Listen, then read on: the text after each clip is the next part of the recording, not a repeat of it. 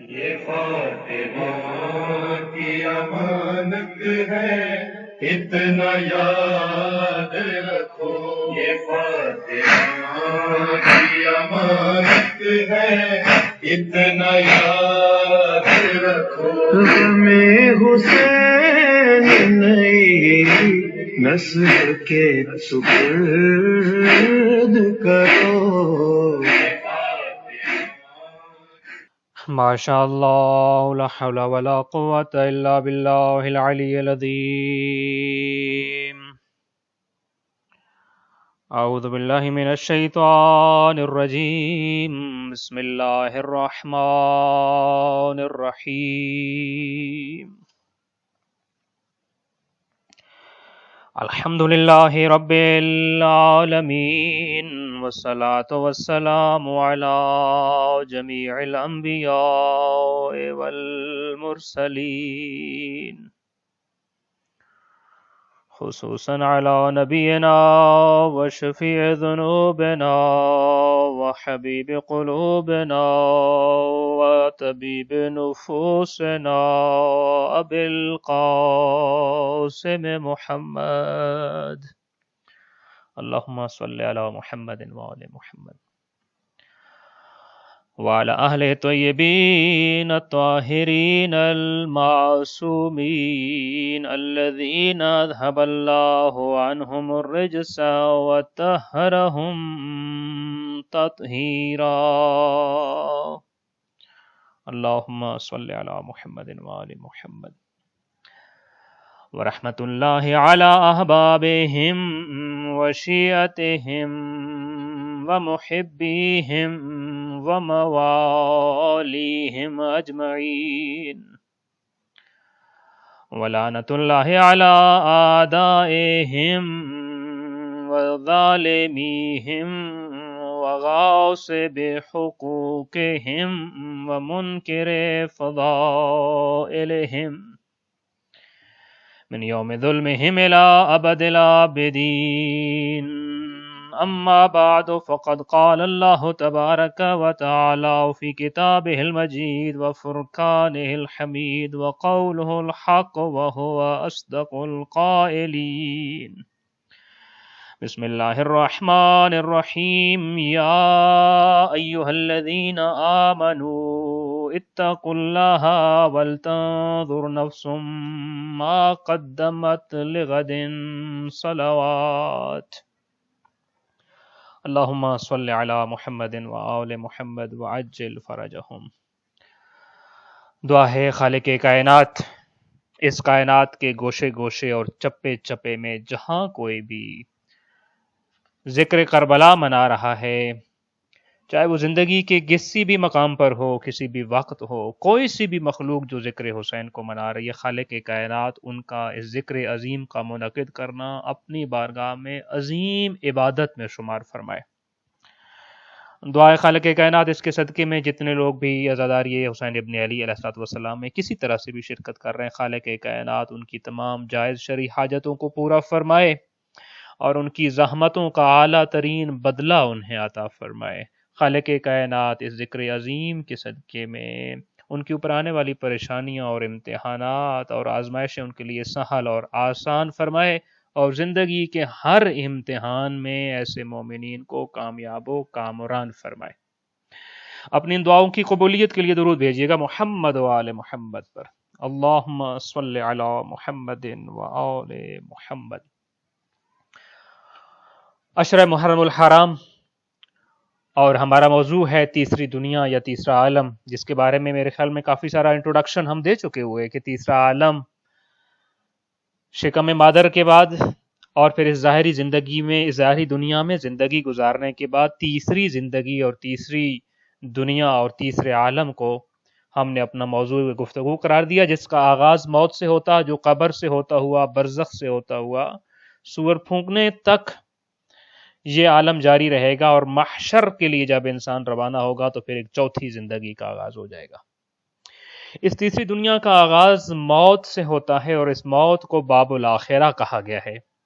انسان اس دنیا میں جا کر اپنی پچھلی دنیا کے تمام نتائج کو دیکھ لیتا ہے، اس تیسرے عالم اور تیسری دنیا میں کرنا کچھ نہیں ہوتا، بلکہ جو کچھ کیا ہے اس کو بھگتنا ہوتا ہے، جو کر چکے اس کا صلہ اور بدلہ اور اجر لینا ہوتا ہے۔ اچھا کیا تو اجر بھی اچھا، اگلی زندگی بھی اچھی، اور اگر کچھ غلط کر کے آ گئے تو اس کے بدلے میں، اس کے صلے میں اچھی چیز نہیں ملے گی، اور اس کے صلے میں پھر جو انسان کے لیے وہاں تیار ہے، وہ چاہے آگ کا عذاب ہو، وہ جو کسی اور صورت میں عذاب ہو، اس عذاب کا سامنا بھی انسان کو خود ہی کرنا پڑے گا۔ اس موت کے عالم کے بارے میں گفتگو کرتے ہوئے ہم نے کل دو باتیں آپ کے سامنے کی کہ جب انسان کے اوپر موت کا عالم طاری ہوتا ہے تو وہ دو کیفیتوں سے گزرتا ہے۔ سب سے پہلے جو کیفیت ہے وہ ملک الموت اور دیگر ملائکہ کا ملک الموت کے ہمراہ آنا اس کے پاس، اور ان ملائکہ کو دیکھنا، اور اس دیکھنے سے خاص کیفیت جو ہوتی ہے۔ اور یہ میں نے آپ کے سامنے عرض کیا تھا کہ ملائکہ موت کو دیکھنا، یا خود جس کو ہم موت کا مشاہدہ کہتے ہیں، یعنی موت کو دیکھ لینا، اس کے بارے میں نے آپ کے سامنے عرض کیا کہ اس کے موت کے وقت انسان چار چیزوں کا مشاہدہ کرتا ہے، چار چیزوں کا انسان مشاہدہ کرتا ہے، جن میں سے ہم نے کل دو چیزیں بیان کی کہ ایک پہلی چیز وہ اپنے آپ کا مشاہدہ کرتا ہے کہ میں پہلے کس عالم میں تھا اور اب موت کو دیکھنے کے بعد کیا حالت ہو گئی میری، اور دوسرا ملائکہ کو دیکھنے کے بعد اس کے اوپر جو خوف اور وحشت طاری ہوتی ہے، اس وحشت کا مشاہدہ کرتا ہے، اور تیسری چیز یہ کہ مرنے کے اس لمحے میں اور موت طاری ہونے کے وقت میں اس کے سامنے سے سارے حجابات اور پردے اٹھا دیے جاتے ہیں۔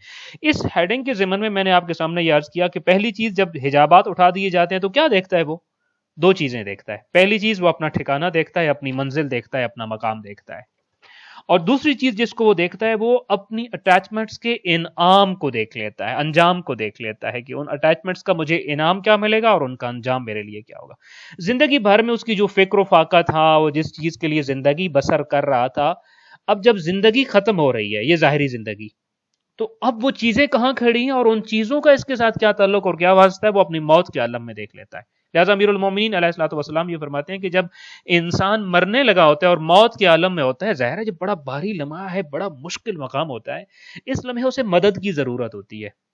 تو امام علیہ الصلوۃ والسلام فرماتے ہیں کہ اس دنیا کا آخری دن اور تیسری دنیا کا پہلا دن ہے انسان کا، اور اس دن میں پھر کیا ہوتا ہے، وہ اپنی تین چیزوں سے مدد مانگتا ہے، اور سب سے پہلے فَيَلْتَفِتُ إِلَى مَالِهِ وَيَقُولُ، سب سے پہلے اپنے جو اس نے مال کمایا ہے اس کی طرف متوجہ ہوتا ہے، اور مال سے، اپنے مال و دولت سے ایک بات کہتا ہے کہ میں نے تجھے بڑی محنت سے کمایا ہے، بڑی زحمتیں اٹھائیں، میں نے اپنا آرام برباد کیا مال کمانے کے لیے۔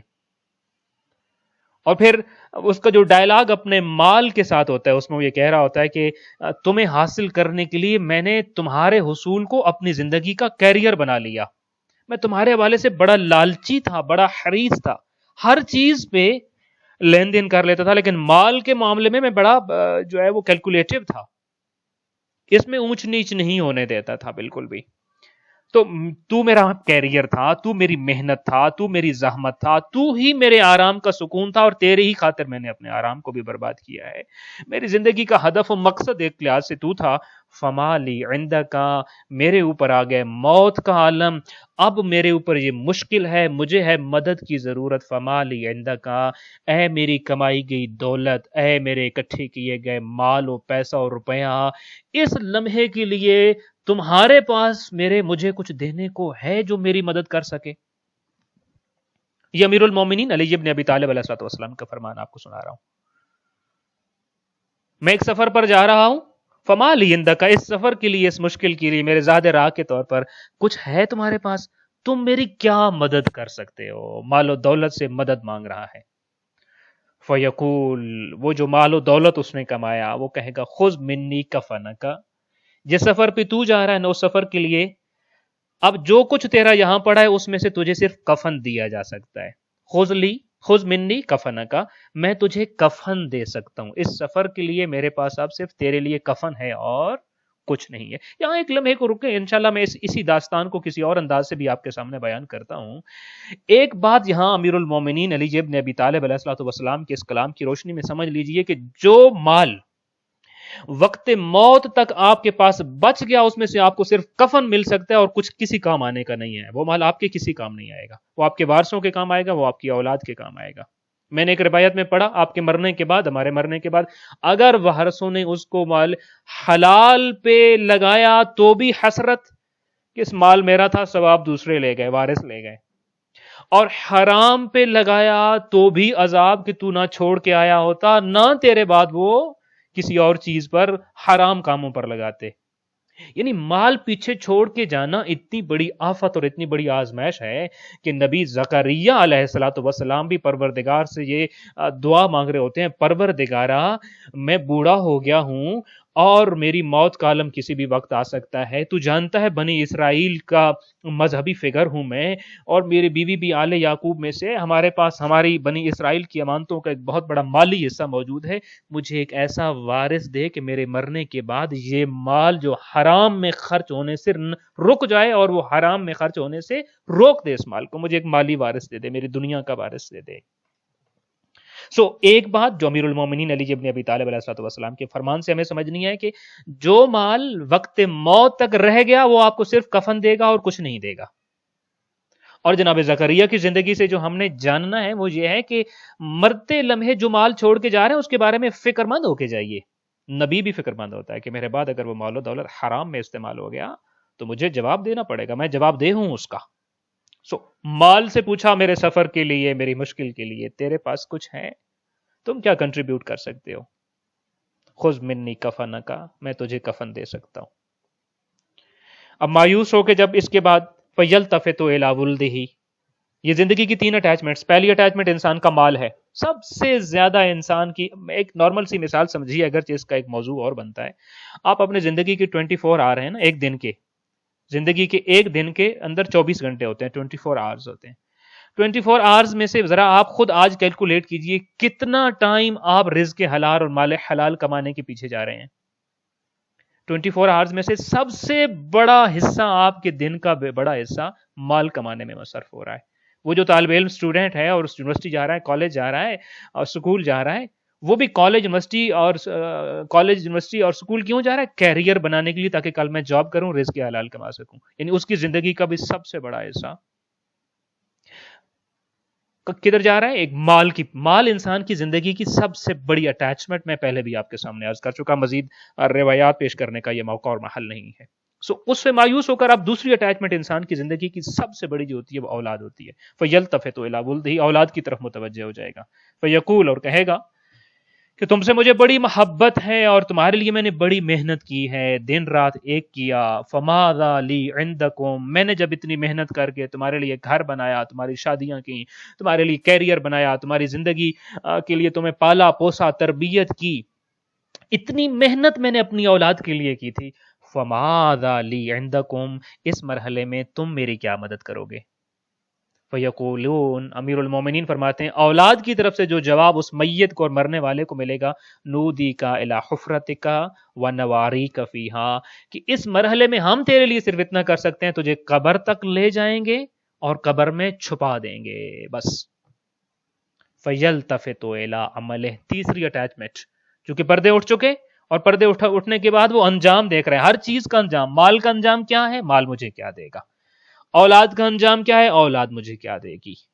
میرے عمل صالح کا انجام کیا ہے؟ یا جنرل عمل اچھا دیا ہے، اچھا عمل کیا تو بھی، اور اگر اعمال بد کیے ہیں اور اعمال سیئہ کیے ہیں تو ان کا بھی انجام کیا ہوگا. فیلتفت الی عملہ، اپنے عمل کی طرف متوجہ ہوگا، اور خاص طور پر اپنے نیک عمل کی، جو کہ ضرورت اس موقع پہ نیک عمل کی ہوتی ہے.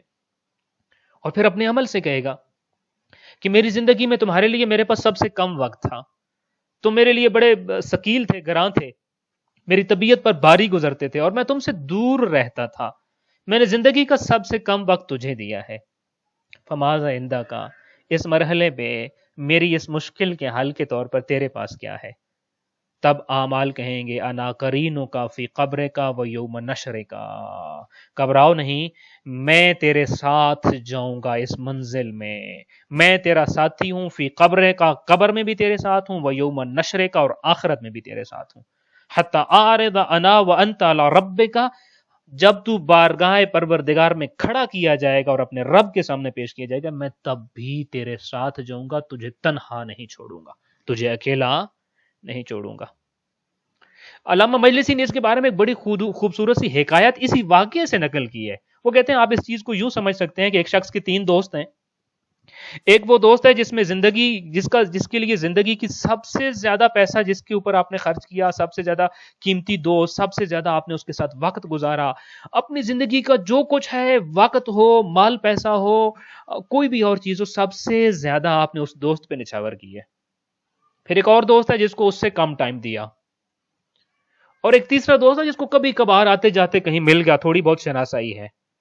اور علامہ مجلسی کہتے ہیں آپ یہ سمجھ لیجئے کہ آپ کو خدا نخواستہ سزائے موت سنا دی گئی اور بادشاہ نے اعلان کیا ہے کہ فلاں دن آپ کو اتنے بجے سزائے موت سنائی جائے گی، تو اب آپ تو ان تینوں دوستوں کے پاس بھاگتے ہیں کہ وہ میری مدد کریں۔ اب آپ مال کے پاس جاتے ہو کہ مجھے بادشاہ نے یہ کہا ہے، وہ جو آپ پہلے دوست کے پاس جاتے ہو کہ جس دوست کے ساتھ آپ کی زیادہ اٹیچمنٹ تھی، جس کے ساتھ سب سے زیادہ وقت گزارا ہے، جس کے اوپر آپ کو بڑا بھروسہ اور امید بھی تھی، اس کے پاس جاتے ہو اور آپ کہتے ہیں کہ بادشاہ نے تو مجھے سزائے موت سنا دی، پھانسی پہ لٹکانے کا کہا ہے، اور فلاں دن مجھے کہا ہے کہ اس کو لایا جائے اور اس کو پھانسی پہ لٹکا دیا جائے گا، سزائے موت سنا دی جائے گی، تیرے بادشاہ کے ساتھ حالات اچھے ہیں، تو مجھے کچھ کر سکتا ہے کہ میرے اس مشکل کو ٹال دے؟ علامہ مجلسی کہتے ہیں یہ دوست دیکھیے، یہ دوست یہ کہتا ہے کہ ہاں میں تیرے لیے اتنا کر سکتا ہوں، جس دن تو نے بادشاہ کے پاس جانا ہوگا تجھے اچھا لباس پہنا کے بھیجوں گا، تیرے جانے کی سوٹنگ میرے ذمہ ہے، تو کیا پہن کے جائے گا بہت اچھا دیکھ کے جائے گا انشاءاللہ، تجھے اچھا بہترین لباس دینا میرا کام ہے۔ مایوس ہوگا انسان کہ میں لباس مانگنے تو آیا نہیں، میں تو آیا تھا کہ میرے آج کا دن جو بادشاہ کے سامنے پیشی ہے، اس پیشی میں میری بچت ہو جائے اور میں بچ جاؤں، سزا سے بچ جاؤں۔ دوسرے دوست کے پاس جاتا ہے اور دوسرا دوست کیسے کہتا ہے میری یہ مشکل تم میری کیا مدد کر سکتے ہو، اور تم مجھے زندگی میں بڑی عزیز تھے، اگرچہ تم سے بھی ایک عزیز دوست تھا مگر اس نے مجھے بڑا مایوس کیا۔ اب دوسرا دوست کہتا ہے کہ وہ تجھے یہیں سے لباس پہنا کے بھیج رہا تھا، میں اتنا بے وفا نہیں ہوں، میں تیرے ساتھ خود چل کر بادشاہ کے پاس تمہیں چھوڑ کے آؤں گا، تجھے تنہا نہیں چھوڑوں گا، بادشاہ کے پاس تنہا کیوں بھیجوں، میں تجھے خود بادشاہ کے پاس چھوڑ کر آؤں گا۔ ہاں اس کے بعد بادشاہ تیرے ساتھ کیا کرتا ہے اس کا مجھ سے سروکار نہیں ہے، نہ ہی میں اس مرحلے پہ تیری کوئی مدد کر سکتا ہوں۔ اور وہ تیسرا شخص جو کبھی کبھار رستے میں آتے جاتے مل جاتا تھا، اب چونکہ شناخت ہو گئی تھی اس سے بھی تھوڑی بہت، تو یہ اس کے پاس جاتا ہے، کہتا ہے میں رستے میں چند ایک آپ سے ملاقاتیں ہوئیں اور میں بڑے مشکل مرحلے میں آ گیا ہوں، میں نے چاہا میں آپ سے مدد مانگوں، بادشاہ نے یہ اعلان کر دیا ہے، میرے لیے بڑا سخت دن آ گیا، تم میرے لیے کیا کر سکتے ہو؟ اب وہ تیسرا دوست کہتا ہے میں تیرے ساتھ جاؤں گا، جس مرحلے میں جہاں پر بھی تجھے میری مدد کی ضرورت پڑے گی، میں تیری پروٹیکشن کے لیے تیرے سامنے کھڑا ہو جاؤں گا، تیرے آگے آگے رہوں گا، تجھے کوئی گزند نہیں پہنچنے دوں گا، تکلیف نہیں پہنچنے دوں گا۔ علامہ مجلسی کہتے ہیں آپ ذرا خود حساب لگاؤ، کون سا دوست ہے جو وفادار ہے اور کون سا دوست ہے جس کے ساتھ سب سے زیادہ وقت گزارنا ہے؟ وہ جو آپ کو شوٹنگ کر کے بھیج دیتا ہے، یا وہ کہ جو آپ کو بادشاہ کے پاس جا کے چھوڑ کے واپس آ جاتا ہے، یا پھر وہ جو آپ کے ہر مشکل میں کام آنے کے لیے آپ کا ساتھی بنتا ہے، آپ کے آگے آگے چلتا ہے، آپ کا کرین بنتا ہے اور ہر جگہ پہ آپ کے ساتھ جاتا ہے۔ اس مرحلے پہ چونکہ ہم نے آپ کے سامنے عرض کیا کہ جب انسان کی زندگی میں روح نکلنے لگتی ہے تو روح نکلنے سے پہلے 4 چیزوں کا مشاہدہ کرتا ہے۔ تیسری چیز جس کا مشاہدہ کرتا ہے وہ یہ کہ حجابات اٹھ جاتے ہیں، پردے اٹھ جاتے ہیں، اور پردے اٹھنے کے بعد انسان حقائق کا سامنا کرتا ہے۔ پہلی حقیقت ہم نے آپ کے سامنے بتائی، اس کا مقام اور منزل کیا ہوگی اس کا مشاہدہ کرتا ہے، اور دوسری یہ کہ میں جن چیزوں کے لیے میں نے زندگی گزاری ان کی حقیقت کیا تھی، ان کا انجام کیا ہے، اس سے بھی پردہ اٹھا دیا جاتا ہے۔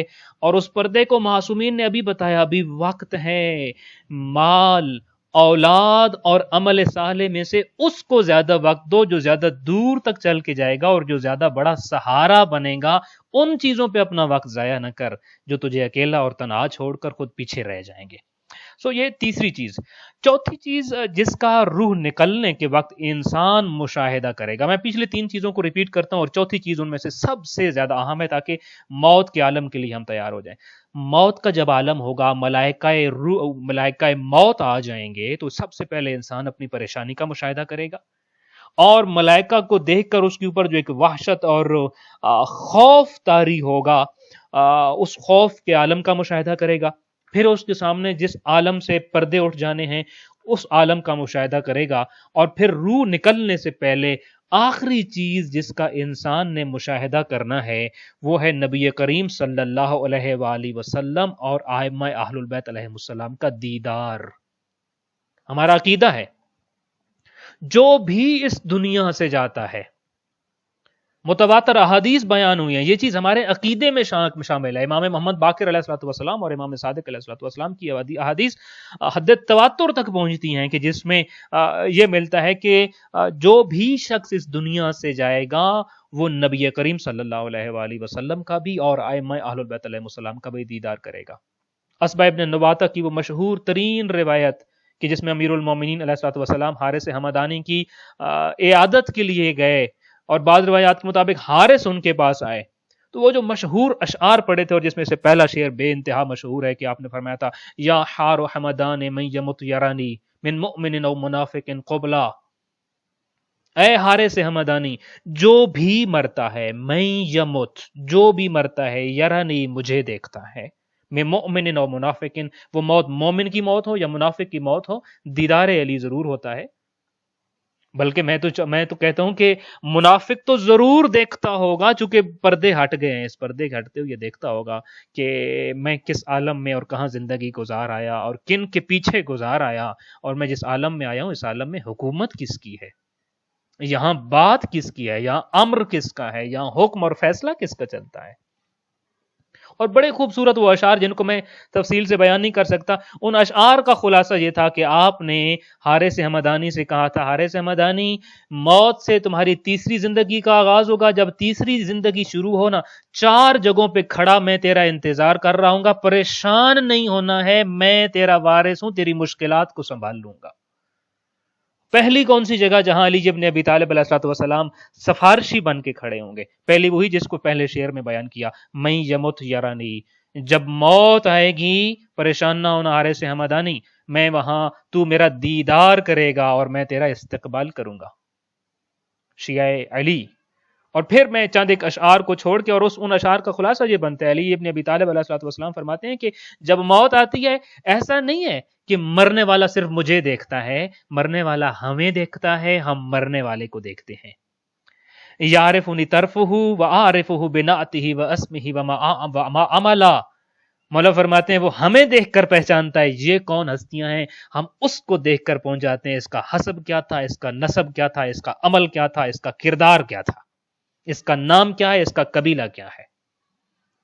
اور پھر وہ دوسرا مقام حارث حمدانی جہاں میں کھڑوں گا، وَأَنْتَ عَلَى الصِّرَاطِ تَعْرِفُنِي فَلَا تَخَفْ أَثْرَةً وَلَا زَلَلًا، جب پلے صراط پر آئے خوف نہ مت کھانا، تیرے قدم نہیں ڈگمگائیں گے، تو پلے صراط سے پھسل کے نہیں گرے گا، تو جب صراط پہ آئے گا علی تیرا ہاتھ تھامنے کے لیے وہاں موجود ہوگا۔ اور تیسرا مقام جہاں پہ یہ کہا کہ حارث حمدانی میں پھر تیرے استقبال کے لیے وہاں آؤں گا، میں اسکی کا من بارد علی ظمأ تخالؤ فی الحلاوۃ الاصلا، اور دنیا والوں شہد کی مثالیں دیتے ہوتے ہو، امیر المومنین فرماتے ہیں شہد سے بھی میٹھی اور شیریں حوض کوثر کی نہر پہ جب پہنچو گے، اسکی کا من بارد علی ظمأ، تیری پیاس کو بجھانے کے لیے میرے ہاتھوں میں جام کوثر ہوگا۔ میرے مولا 3 مقام موت کے مقام پر آپ ہوں گے، پل صراط کے مقام پر آپ ہوں گے، مومن کو لگے گی پیاس، حوض کوثر ہوگا آپ کے ہاتھ میں، جام کوثر ہوگا آپ کے ہاتھ میں، آپ سیراب کریں گے کوثر کے جام پہ لا کر۔ مولا 4تھا مقام کون سا ہے جہاں آپ کھڑے ہوں گے؟ فرمایا اقول للنار حین توقف للارض دعیہ لا تقرب الرجلا، فرمایا تو جنت و جہنم کے درمیان کھڑا ہوگا، تیرے حساب و کتاب کی باری ہوگی، میں جہنم سے مخاطب ہو کر کہوں گا دئی ہے چھوڑ دے اس کو، یہ تیرا نہیں یہ میرا ہے، لا تقرب الرجل، خبردار اس مرد کے قریب تیری تپش بھی نہیں جانی چاہیے، میں جہنم کو مخاطب کر کے کہوں گا۔ سو 4تھا مقام تب جب تو جنت و جہنم کے درمیان کھڑا ہوگا، اس موقع پہ میری محبت کام آئے گی۔ سو 4تھی چیز کی جس کا انسان اپنی موت کے عالم میں مشاہدہ کرتا ہے وہ ائمہ اہل البیت علیہم السلام اور نبی کریم صلی اللہ علیہ وآلہ وسلم کی ہستیاں ہیں، جن کو انسان موت کے مراحل میں دیکھتا ہے، مشاہدہ کرتا ہے، زیارت کرتا ہے، اور یہ زیارت کوئی فرضی زیارت نہیں ہے، کوئی افسانوی زیارت نہیں، یہ حقیقت بھری زیارت ہے، جس کو میں نے ابھی آپ کے سامنے عرض کیا کہ مرنے والا ان کو پہچانتا ہے یہ کون آئے ہیں، اور وہ مرنے والے کو بھی جانتے ہیں، اس کا نام، اس کا اسم، اس کا قبیلہ اور اس کا عمل اور کردار اور اس کا انجام بھی جانتے ہیں اس لمحے میں۔ تو یہ چار چیزوں کا جب مشاہدہ ہو جاتا ہے، پھر اس کے بعد روح نکلنے کا عمل شروع ہوتا ہے، روح نکلنا شروع ہو جاتی ہے۔ ملائکہ کو دیکھ لیا، زندگی میں اگلے جہان کے حجابات ہٹ گئے، اب زندگی میں اگلے جہان اور اپنے انجام کو بھی دیکھ لیا، موت سے پہلے چار چیزوں کا مشاہدہ کر لیا، تو اب روح نکلنے کا تکلیف دہ عمل شروع ہو جاتا ہے۔ قرآن مجید میں اس عمل کے دو نام بیان ہوئے ہیں، یہ جو روح نکلنے کا عمل ہے نا، روح کیسے نکلے گی، اس کے دو نام بیان ہوئے ہیں قرآن مجید کے اندر۔ ایک نام جو بیان ہوا ہے وہ ہے غمرات الموت، اور دوسرا ہے سکرت الموت، غمرات الموت اور سکرت الموت۔ سورہ قاف آیت نمبر 19 ورس نمبر 19 میں ارشاد ہوتا ہے وَجَاءَتْ سَكْرَةُ الْمَوْتِ بِالْحَقِّ، اور موت کی غشی اور موت کی بے ہوشی حقیقت بن کر آ جائے گی۔ ذَلِكَ مَا كُنْتَ مِنْهُ تَحِيدُ، یہ وہی چیز ہے جس سے تو بھاگتا تھا مرتے ہوئے، اس حقیقت سے۔ موت کی غشی یعنی موت کی غشی اور بے ہوشی میں حقائق منکشف ہوگا، عجیب بے ہوشی ہے۔ ویسے آپ اندازہ کیجئے، انسان جب دنیا میں بے ہوش ہوتا ہے تو اس کے ارد گرد کیا ہو رہا ہے سب کچھ بھول جاتا ہے، کچھ پتہ نہیں چلتا، مگر موت کی بے ہوشی اور موت کی غشی ایسی ہے جس نے حقائق کے دروازے کھول دیے ہیں، اور ان چار چیزوں کا مشاہدہ جن کو ابھی ہم بیان کر چکے ہیں۔ سو سکرات موت، موت کی ہچکی، موت کی بے ہوشی، موت کی غشی اس حقیقت کو دکھا دیتی ہے جس سے انسان پوری زندگی بھاگتا رہتا ہے۔ اور سورہ الانعام ورس نمبر 93 میں غمرات الموت کے بارے میں بیان کیا کہ وَلَوْ تَرَىٰ إِذِ الظَّالِمِينَ فِي غَمَرَاتِ الْمَوْتِ، کاش آپ ظالموں کو سکرات موت کی حالت میں دیکھتے، روح نکلنے کے عالم میں دیکھتے۔ وَالْمَلَائِكَةُ بَاسِطُو أَيْدِيهِمْ، جب فرشتے ہاتھ بڑھائے آ جائیں گے اور کہہ رہے ہوں گے اخرجوا انفسکم، نکالو اپنی جان، اور اپنی جان آفرین کی سپرد کرو، اب اپنی روح اس کو دے دو جو تمہاری روح کا مالک ہے۔ الیوم تجزون عذاب الہون، آج تمہیں ذلت آمیز عذاب دیا جائے گا۔ سو جب روح نکل رہی ہوگی تو اس کے دو مرحلے یا دو حالتیں، وجاءت سکرۃ الموت، موت کی غشی اور موت کی بے ہوشی طاری ہو رہی ہے۔ دو حالتیں ہیں روح نکلنے کی۔ روح نکلنے سے پہلے چار حالتیں آپ کے سامنے بیان کی، یہ چار حقائق منکشف ہونے کے مراحل کو بیان کیا۔ روح نکلنے کے عالم میں دو اہم باتیں۔ پہلی بات تو یہ کہ روح جب نکلنے کا عمل شروع ہونے ہوگا تو موت کی بے ہوشی یقیناً طاری ہوگی۔ آپ اندازہ کیجئے، سکرات موت سے مراد وہ کرب ہے، وہ پریشانی ہے جسے دیکھ کر مرنے والا بے ہوش ہو جاتا ہے۔ اس قدر مشکل مرحلہ کہ دیکھنے والا بے ہوش ہو جاتا ہے، مرگبار مصیبتیں ٹوٹ پڑتی ہیں، حیرت زدہ رہ جاتا ہے، شدید قسم کے آلام اور طرح طرح کے امراض و اسقام ہوتے ہیں جو انسان کے اوپر آتے ہیں۔ یہ میں نہیں کہہ رہا، بلکہ امیر المومنین علی ابن ابی طالب علیہ الصلوۃ والسلام اب ناج البلاغہ کا خطبہ، جس کو اگر آپ عربی چاپ میں دیکھیں گے تو خطبہ 83 بنتا ہے، اور اگر اردو چاپ میں دیکھیں تو ایک دو خطبوں کے نمبر کا فرق آتا ہے، یہ خطبہ 81 بنتا ہے۔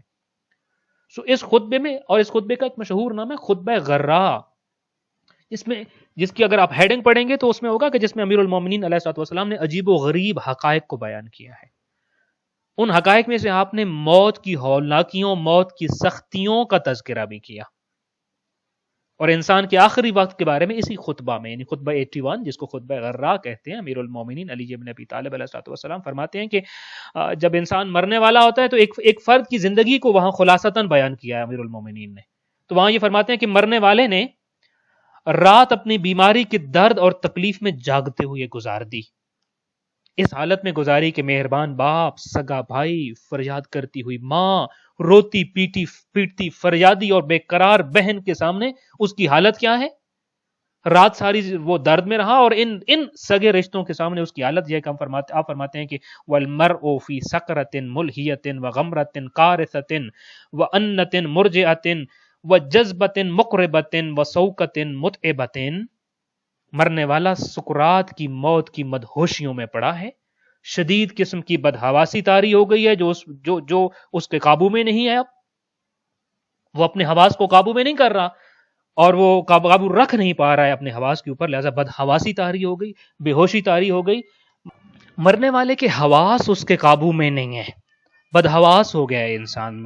غمرتن قارثتن، شدید قسم کی بدحواسی طاری ہو گئی ہے اس کے اوپر. پھر امیر المومنین فرماتے ہیں کہ دردناک قسم کی فریادیں کر رہا ہے، خوفناک قسم کی چیخیں نکال رہا ہے جو ہم نہیں سن رہے ہیں. اور پھر آپ فرماتے ہیں کہ اب وہ اس حال میں پڑا ہوا ہے کہ اس کی سانسیں اکھڑنے لگی ہیں اور موت کی تھکا دینے والی شدت اور حالت نزع کی کرب انگیز کیفیتوں میں پڑا ہوا ہے. اور اس کے بعد امیر المومنین اس کی اگلی کیفیتیں بتاتے ہیں کہ یوں روح قبض ہو جانے کے بعد پھر اس کا انجام کیا ہوتا ہے. یہ ہے وہ روح نکلنے کا مرحلہ کہ جہاں انسان روح نکلنے کے مرحلے میں اس شدت کی وجہ سے بے ہوش ہو جاتا ہے. اور اس کو کوئی عام انسان نہیں بلکہ امیر المومنین علیہ الصلوۃ والسلام نے نہج البلاغہ کے اندر ارشاد فرمایا، خطبہ غراء کے اندر. امام موسیٰ کاظم علیہ الصلوۃ والسلام ایک مرتبہ ایک مریض کی عیادت کے لیے تشریف لے گئے، اور وہ جو مریض آپ کا صحابی بھی تھا اور وہ سکرات موت کے عالم میں تھا، روح نکلنے کے عالم میں تھا، غشی طاری تھی اور جسم سے پسینے پھوٹ رہے تھے اور بے ہوشی کے عالم میں اور تکلیف کے عالم میں تھا. اور اس کی یہ حالت دیکھ کر اس کے پاس بیٹھے ہوئے اس کے رشتہ دار اور اعزا و اقربا جو تھے، ان کے اوپر ہیبت طاری ہو چکی تھی کہ وہ چونکہ روح نکلنے کا عمل جو ہے وہ اس شخص کے اوپر طاری تھا. جب امام علیہ الصلوۃ والسلام اپنے اس صحابی کے پاس گئے تو وہاں بیٹھ گئے، اور امام کے بیٹھنے کے بعد ان لوگوں نے امام سے پوچھا کہ فرزند رسول، ہم یہ چاہتے ہیں کہ ہم اپنے اس ساتھی پر گزرنے والے حالات کو جانیں کہ اس کے اوپر کیا گزر رہی ہے کہ یہ بے ہوش ہو گیا ہے، اس کے جسم کے پسینے چھوٹ رہے ہیں اور پھوٹ رہے ہیں اور غشی کا عالم طاری ہو گیا ہے. ہم جو نہیں دیکھ رہے اور جس سے یہ گزر رہا ہے فرزند رسول، کیا آپ ہمیں وہ عالم دکھا سکتے ہیں، وہ بتا سکتے ہیں؟ ہم چاہتے یہ ہیں کہ اس کی کیفیت موت اور روح نکلنے کی کیفیت کو جان لیں. مولا آپ بتائیے اس کی یہ موت کی کیفیت اور روح نکلنے کی کیفیت کیسی ہے اور ہم کیسے اس کیفیت سے گزریں گے. امام علیہ الصلوۃ والسلام نے ان لوگوں سے خطاب کر کے فرمایا کہ دیکھو یہ جو موت ہے، موت کے کانسیپٹ کو سمجھو. امام علیہ الصلوۃ والسلام فرماتے ہیں، آپ نے فرمایا کہ موت کی مثال مال پاک کرنے کی مثال ہے. جیسے مال کو پاک کیا جاتا ہے ایسے ہی موت کی مثال ہے. تو مال کو ظاہر پاک کرتے ہوئے کچھ مال جو ہے وہ اللہ کی راہ میں نکالنا پڑتا ہے. جب مال حرام کے ساتھ مخلوط ہو جاتا ہے نا، حلال مال، تو اس کی پاکیزگی کا ایک خاص طریقہ ہوتا ہے کہ اس کا ایک پرسنٹیج خاص طور پہ اللہ کی راہ میں نکالنا ہوتا ہے، تب جا کے باقی پاک ہوتا ہے. تو فرمایا کہ جب اب تم کے موت کے دروازے سے گزر کر آخرت کی منزل میں جا رہے ہو تو جو شدت، جو تکلیف، جو نزع کے حالات کو انسان محسوس کرتا ہے، یہ مومن کو ان گناہوں سے پاک کر دیتے ہیں جو اس نے انجام دیے ہیں. یہ مومن کے گناہوں کو دھو دیتے ہیں. لہذا اس حالت میں جو تکلیف وہ برداشت کرتا ہے وہ اس کے گناہوں کا کفارہ ہے. مومن کے اوپر موت کے عالم میں آنے والی تکلیف اس کے گناہوں کا کفارہ ہے. اور جب مومن کے علاوہ آپ نے فرمایا کہ جو کافر ہوتا ہے، گنہگار ہوتا ہے، فاجر ہوتا ہے، تو فاجر کی موت اگر آسانی سے ہو رہی ہے، گنہگار کی موت آسانی سے ہو رہی ہے، کافر کی موت آسانی سے ہو رہی ہے، تو آپ نے فرمایا اس کی نیکیوں کا آخری صلہ ہے جو اسی دنیا میں اس نے وصول کر لیا ہے. کوئی نیکیوں کا صلہ رہ گیا تھا جو ابھی تک اس کو نہیں ملا تھا، خالق کائنات نے موت آسان کر کے اس کی نیکیوں کا صلہ اس کو دے دیا. بس اب اس کے بعد اس کی کوئی نیکی ایسی نہیں جس کا صلہ رہتا ہو. اور پھر آپ نے فرمایا کہ اگر موت کی کافر کی جو موت ہے وہ سختی سے ہو رہی ہے اور سختی سے نکل رہی ہو، تو آپ نے فرمایا سمجھ لو کہ اس کی نیکیوں کو سارا بدلہ پہلے ہی وصول کر چکا ہے، اور یہ پہلا عذاب ہے جس کا وہ مشاہدہ کرنا شروع کر رہا ہے ابھی سے، اور پھر اس کے بعد تو اس کی ساری زندگی عذاب میں ہے. امام نے یہ مثال دینے کے بعد ان لوگوں سے کہا کہ تم اپنے ساتھی کی حالت کا پوچھ رہے ہو نا مجھ سے، تو سنو تمہارے دوست کا حال کہ جو ابھی سکرات الموت کے عالم میں ہے وہ یہ ہے کہ جس طرح آٹے کو چھلنی میں چھانا جاتا ہے نا، صاف کیا جاتا ہے، اس طرح یہ بھی گناہوں سے پاک ہو چکا ہے. جن تکالیف کو دیکھ کے تم ڈر گئے ہو اور سہم گئے اور خوف زدہ ہو گئے ہو، ان تکالیف کے بدلے میں یہ گناہوں سے پاک ہو چکا ہے. اور پھر امام نے فرمایا میں تمہیں بتاؤں اس کے گناہوں کی پاکیزگی اور طہارت کس مرحلے کی ہے. آپ نے فرمایا کہ یہ گناہوں سے اس قدر پاک ہو گیا ہے کہ اب اس کے اندر یہ صلاحیت آ چکی ہے کہ بہشت جاودانی میں وہ اہل البیت علیہم السلام کا ہم نشین ہوگا.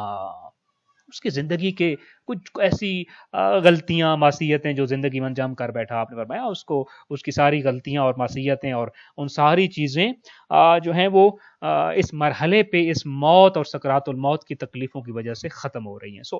آپ کے سامنے عرض کیا کہ موت جب انسان کے اوپر آتی ہے اور روح نکلنے کے عالم میں پہلی چیز یہ کہ انسان کے اوپر غشی طاری ہو جاتی ہے، اور دوسری چیز میں مختصراً اگر آپ کے سامنے بیان کروں تو وہ یہ ہے کہ معصومین علیہم السلام کی جو روایات ہیں ان سے ہمیں ملتا ہے کہ سکرات موت اور غمرات موت کے آثار میں سے یہ ہے کہ انسان کی زبان لڑکھڑا جاتی ہے، بعض اوقات تو اس قدر لڑکھڑاتی ہے کہ وہ کلمہ حق بھی ادا نہیں کر سکتا ہوتا، جس کو ہم انشاءاللہ کل والے لیکچر میں بیان کریں گے کہ سکرات الموت جب زیادہ ہوتی ہے اور روح نکلنے کا عمل سخت ہو جاتا ہے تو وہ کن کن چیزوں نے اس کو سخت بنایا ہوتا ہے، کون کون سے کام ہے جس سے انسان کی زبان بند بھی ہوتی ہے، لڑکھڑا بھی جاتی ہے، اور وہ کون سے کام ہیں کہ جس کی وجہ سے انسان کے اوپر یہ شدت اور سختی کم ہو جاتی ہے۔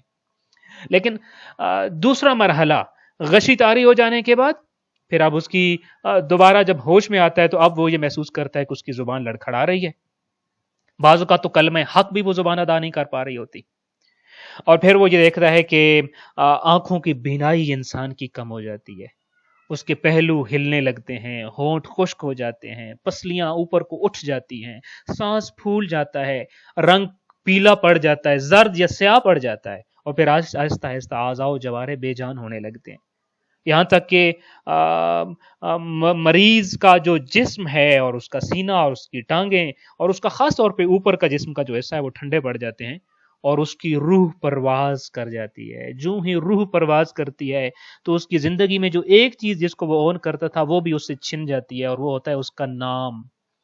اس سے پہلے فلاں بندہ عالم موت سے گزر رہا تھا، لیکن اس کے بعد اس کو یہ نہیں کہا جائے گا غسل و کفن کے لیے کہ فلاں کو اٹھا کے لے آؤ، بلکہ کہا جائے گا میت لے آؤ، جنازہ لے آؤ، میت کو غسل دے دو، جنازے کو غسل دے دو، میت تیار کرو، جنازہ اٹھاؤ۔ اس کا نام بھی اس سے چھین لیا جائے گا اور اس کا نام میت اور جنازہ رہ جائے گا۔ یہ ہے وہ موت جس کو قرآن مجید نے اور روایات ائمہ اہل البیت علیہم السلام نے ہمیں بتایا ہے۔ میں ایک آج کے دن میں ذکر مصائب میں ایک چیز جو میں آپ کے سامنے عرض کرنا چاہتا ہوں، آپ نے دیکھا کہ موت کا ایک جنرل تصور کیا ہے۔ آئیے میں آپ کو کربلا کے میدان میں لے جاتا ہوں۔ عاشور کی رات ہے اور اس رات میں فہرست شہیدوں کی مظلوم کربلا پڑھ رہے ہیں، ایک ایک شہید کا نام لیتے ہیں، اس کی مقام شہادت کو بیان کرتے ہیں۔ حبیب ابن مظاہر، تو کل شہید ہوگا میری نصرت میں، یہ تیری شہادت کا مقام ہے۔ زہیر ابن کین، کل تو نے میری مدد و نصرت میں شہید ہو جانا ہے، یہ تیرا مقام ہے۔ ایک ایک شہید کو جب تمام شہداء کو مقام بتاتے ہیں نا، تو خیمے کے ایک کونے سے ایک یتیم اٹھا اور حسرت بھری نگاہیں مظلوم کربلا کی طرف اٹھائی اور ایک سوال کیا۔ اس یتیم بچے نے ایک سوال کیا، وَأَنَا فِي مَن يُقْتَلْ، چچا جان کیا شہیدوں میں میرا نام بھی ہے؟ آپ نے سارے شہیدوں کے نام لیے، میرا نام نہیں لیا، کیا کل کے شہیدوں میں میرا نام نہیں ہے؟ مظلوم کربلا نے یتیم حسن حضرت قاسم کے اس سوال کا جواب دینے سے پہلے نا ایک سوال کیا ہے قاسم سے۔ عزیزارو یہ ذہن میں رہے، یہ قاسم کی عمر کے صرف 13 سال گزرے ہیں، 13 سال کا بچہ ہے قاسم۔ تو آپ نے قاسم سے ایک سوال کیا، قاسم بیٹا اپنے چچا کے ایک سوال کا بھی جواب دو، کیف الموت عندک، قاسم تیرے نزدیک موت کیسی ہے؟ عزیزارو ہم نے تذکرہ موت کیا اس عشرہ محرم الحرام میں۔ یہاں علامہ نکن صاحب کا ایک جملہ آپ کے سامنے عرض کرنا چاہتا ہوں۔ علامہ نکن ایک جملہ لکھتے ہیں، آپ کہتے ہیں کہ لقمان حکیم سے لے کر دور حاضر تک ہر حکیم نے ایک ہی بات لکھی اور کہی ہے کہ موت تلخ ہے، موت سخت ہے، موت مشکل امر ہے۔ بس صرف ایک یتیم حسن ہے جو مظلوم کربلا کے سوال کے جواب میں کہہ رہا ہے، چچا جان آپ پر قربان ہونا، آپ پر قربان ہونے والی موت شہد سے بھی زیادہ شیریں اور میٹھی ہے۔ الموت عندی احلی من الاصل۔ معرفت قاسم کو دیکھو ذرا عزادارو، چچا جان آپ کی مظلومی پر آنے والی موت، آپ کی نصرت میں آنے والی موت شہد سے زیادہ شیریں اور زیادہ پر لطف ہے۔ عزادارو آج 7 محرم الحرام ہے، میں شاید پوری شہادت تو نہ پڑھ سکوں شہزادہ قاسم کی، لیکن کچھ ذکر شہادت ضرور کرنا چاہوں گا آپ کے سامنے۔ آؤ آج ہم یتیم حسن کو روتے ہیں۔ عزادارو دیکھیے نا، کیسے مسلمان تھے جنہوں نے یتیم پر بھی رحم نہیں کیا کربلا میں۔ قرآن کہتا ہے وَأَمَّا الْيَتِيمَ فَلَا تَقْهَرْ، یتیم پر تو سختی بھی نہ کرنا، یتیم کو جھڑکنا بھی نہیں، یتیم پر ظلم نہ کرنا۔ رسول اللہ فرماتے ہیں اللہ کا عرش کانپ جاتا ہے اگر کوئی کسی یتیم کو تماچا مارتا ہے۔ آزادارو، یتیم حسن ہے کربلا میں، مظلوم کربلا کی نصرت کے لیے جاتا ہے۔ قرآن کہتا تھا جھڑکنا بھی نہیں، اور رسول اللہ کہتے ہیں عرش کانپ جاتا ہے۔ میں کہتا ہوں کربلا کی سرزمین پر جب لاش قاسم ابن حسن پامال ہوا ہوگا، اللہ کے عرش پر کیا ماحول ہوگا کہ ایک یتیم کے لاشے کے اوپر گھوڑے بھاگ رہے ہیں۔ عزادارو، ایک اور پہلو حضرت قاسم کی شہادت کا، مظلومیت کا آپ کے سامنے بیان کروں۔ جناب قاسم وہ شہید ہیں کربلا کے، دیکھیے نا، ایک امتیاز ہے جناب قاسم کو کربلا کی شہادتوں میں۔ حضرت ام لیلہ کو دیکھیے نا، حضرت ام لیلہ نے جناب علی اکبر کو قربان کیا، مگر جناب علی اکبر یتیم نہ تھے۔ حضرت زینب نے اون و محمد قربان کیے، مگر اون و محمد یتیم نہ تھے۔ حضرت رباب نے علی اصغر کو قربان کیا، مگر عزادارو علی اصغر یتیم نہ تھے، مگر جناب ام فروہ نے قاسم کو قربان کیا۔ ارے قاسم تو یتیم تھے، قاسم اپنی ماں کا سہارا تھا، اپنی ماں کی امید تھا۔ عزادارو، پوچھو اس ماں سے جو جوانی میں بیوہ ہو گئی، جس کا 3 سال کا بیٹا ہو، اس کی اس امید پر زندگی گزری ہو، اس ماں کی تمنا ہوتی ہے نا کہ جلدی جلدی میرا بیٹا جوان ہو جائے، میری زندگی کا سہارا بنے گا۔ مگر عزادارو، وہ بھی 13 سال کا ہوا اور عاشورہ کا دن آ گیا، جس کی امید اور جس کے آسرے پر زندہ تھی نا ماں، قاسم کی ماں جس آسرے پر زندہ تھی، اسی آسرے کو، اسی سہارے کو خود موت کی تیاری کراتی ہے، خود میدان شہادت میں بھیجتی ہے۔ ہاں عزادارو، کوئی کربلا کی ماں سے سیکھے درس قربانی کیا ہے۔ ہاں، مائیں کربلا کی مائیں، عجیب مائیں تھی کربلا کی۔ عزادارو، مقتل کا ایک اور جملہ آپ کی نظر کروں۔ مقتل میں لکھا ہے جب یتیم قاسم میدان میں گئے نا، علامہ شستری نے لکھا ہے لم یبلغ الحلم، ابھی سن بلوغت کو نہیں پہنچے تھے قاسم۔ کوئی یہ نہ سمجھے جب ہم کہتے ہیں نا سن بلوغت کو نہ پہنچے تھے، کیا مطلب ہے اس بات کا؟ دنیا والے یہ نہ سمجھے کہ ہم صرف اس بات پہ روتے ہیں کہ قاسم 13 سال کے تھے۔ روتے تو اس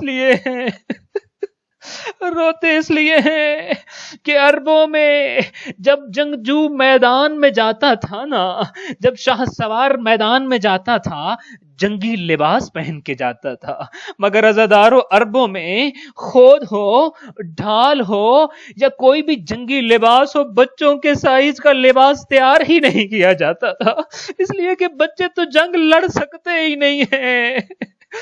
مظلوم کربلا، تیرے 72 شہیدوں کے صدقے ہر شہید اپنے مقام پر ایک الگ داستان ہے۔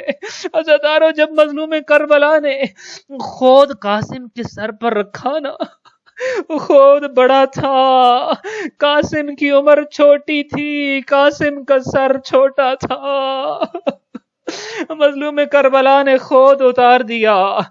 پھر زرہ پہنانے کے لیے مظلوم نے زرہ پہنانے کا ارادہ کیا۔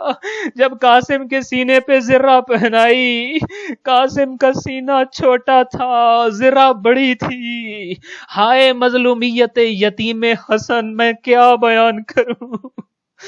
جنگ میں جانا ہے دشمنوں کے مقابلے میں، مگر مظلوم کربلا نے زرہ کی جگہ قاسم کو قمیض پہنائی، ایک کرتا پہنایا۔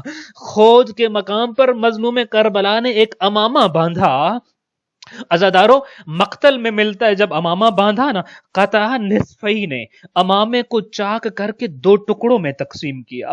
امامے کے ایک حصے کو قاسم کے سر پر باندھا اور دوسرے حصے سے قاسم کا چہرہ چھپایا کہ یتیم حسن کا قاتل قاسم کا چھوٹا سن دے کر بہادر نہ بن جائے کہیں. جب چچا تیار کر چکے، موت کا لباس پہنا چکے، اب ماں کو ملنے گئے ہیں قاسم.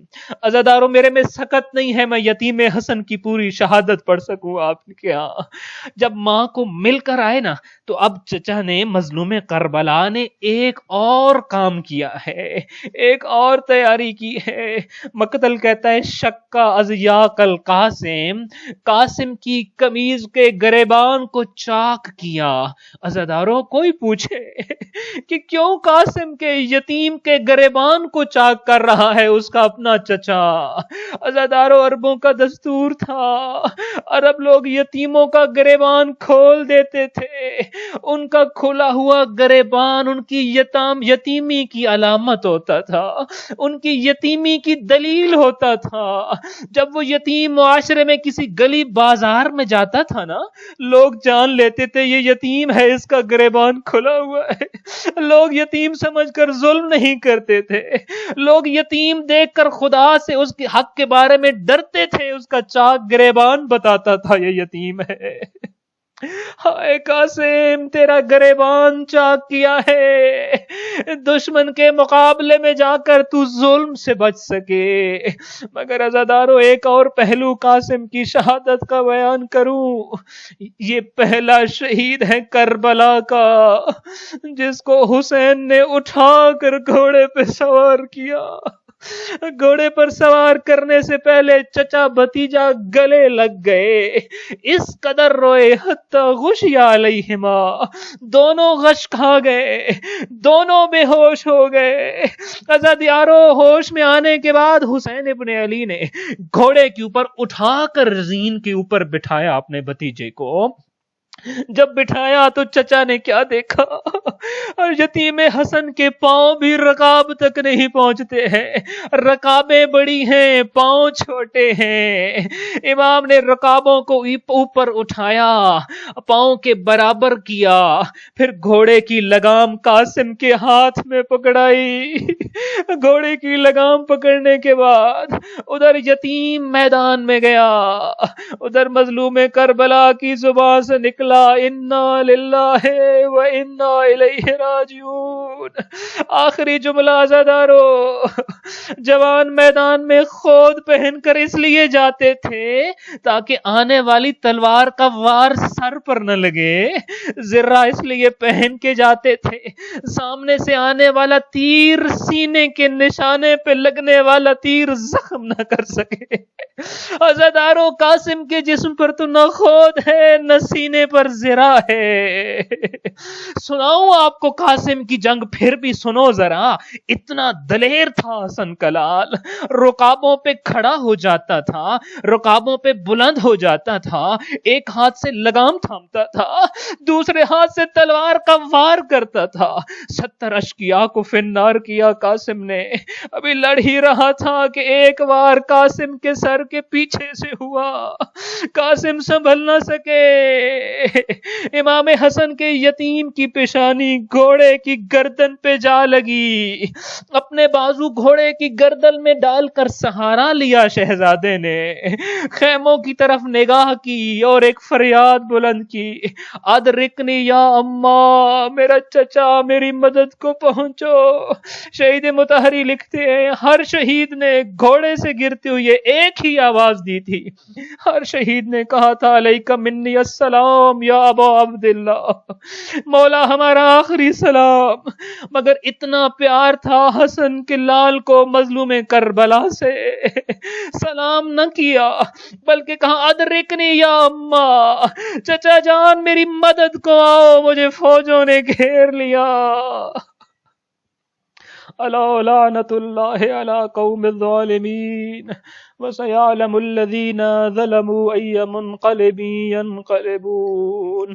یا محمود بحق محمد، یا اعلی بحق علی، یا فاطر السماوات بحق فاطمہ، یا محسن بحق الحسن یا قدیم الاحسان بحق الحسین علیہ السلام. پروردگار بحق محمد و آل محمد ہمارے اس لمحات کو اپنے بارگاہ میں عبادت عظمیٰ کا درجہ عطا فرما. پروردگار جہاں جہاں بھی ذکر حسین کی مجالس برپا ہے، جہاں جہاں بھی عزاداری امام حسین اور یہ میرے اللہ عزاداروں کی توفیقات خیر میں اضافہ فرما. تو عزاداروں کی خود حفاظت فرما. پروردگار عزاداران امام حسین کے گناہان صغیرہ و کبیرہ معاف فرما، ان کی غلطیوں سے درگزر فرما. پروردگار کربلا والوں کا واسطہ، اس ذکر عظیم کا واسطہ، میرے اللہ اپنی زندگی کربلا والوں کی راہ پہ متعین کرنے کی توفیق عطا فرما. پروردگار کربلا والوں کا واسطہ، جو رزق تو نے محمد و آل محمد کو عطا کیا ہے پروردگارا، اس میں سے ہمیں بھی نیاز عطا فرما، اس میں سے ہمیں بھی حصہ عطا فرما. رزق ائمہ میں سے ہمیں حصہ عطا فرما. پروردگارا بحق محمد و آل محمد جو لوگ پریشان حال ہیں ان کی پریشانیاں دور فرما، جو بے روزگار ہیں ان کو روزگار وسیع و حلال عنایت فرما، جو مریض ہیں ان کو شفا یابی عطا فرما. بالخصوص ایک مومن مریض ہیں پروردگارا، ان کو صحت کاملہ واجلہ عطا فرما، ان کو صحت و تندرستی عطا فرما. پروردگارا جو بے اولاد ہیں ان کو اولاد نرینہ عطا فرما. پروردگارا بحق محمد و آل محمد امام وقت کی نصرت کے قابل بنا، اپنے امام وقت سے رابطے میں رہنے کی توفیق عطا فرما، امام وقت کے ظہور میں تعجیل فرما. پروردگارا میں زندگی میں بارہا زیارت قبر حسین عطا فرما، آخرت میں شفاعت مادر حسین عطا فرما، بحق زہرا و امہا و ابیہا و بالہا و بنیہا وسر المستودع فیہا برحمتک یا ارحم الراحمین. اللہم صل علی محمد و آل محمد وعجل فرجہم. یہ فاطمہ کی امانت ہے، اتنا یاد رکھو. یہ فاطمہ کی امانت ہے، اتنا یاد رکھو. ہمیں حسین نئی نسل کے سپرد کرو.